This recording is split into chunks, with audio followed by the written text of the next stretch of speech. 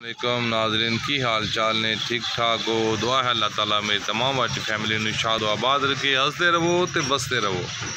अल्लाह ताला तमाम दुनिया जहान दियाँ और कामयाबियाँ और कामरानियाँ अता फरमाए।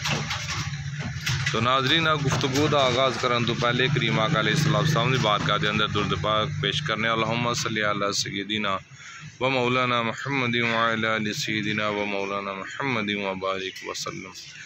तो नाजरीन अज का जोड़ा विलाग है वह साडा है कि अगर किसी को थोड़े पैसे ने तो वह की करे, अपना कारोबार करना चाहता है तो किस तरह कर सके।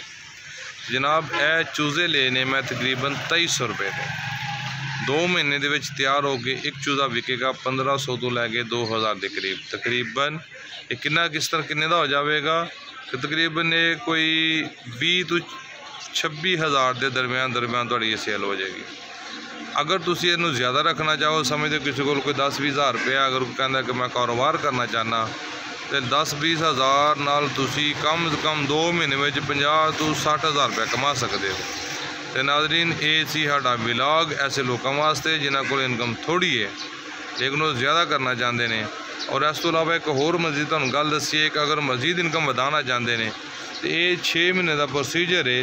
तकरीबन ये अगस्त का महीना स्टार्ट है तो नवंबर तक जड़ियाँ मुर्गियां ने अंडा देने शुरू हो जानिया ने।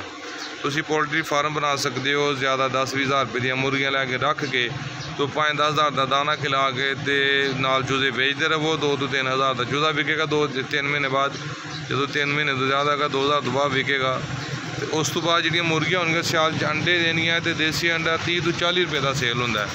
ऐसे कारोबारी जरा जो कहते हैं कि कोई 20-30 हज़ार रुपये का कारोबार शुरू हो जाए उन्होंने आसानी से छोटा जहा पोल्ट्री फार्म अपना बना लैन तो जिंदगी हंसते रहन तो बसते रहन तो कामयाबी ने जिंदगी गुजारन। दुआ अल्लाह ताला साडा दीन व आखिरत बेहतर फरमाए। आमीन बिजान नबी अमीन। अस्सलाम वालेकुम रहमतुल्लाहि व बरकातुहू।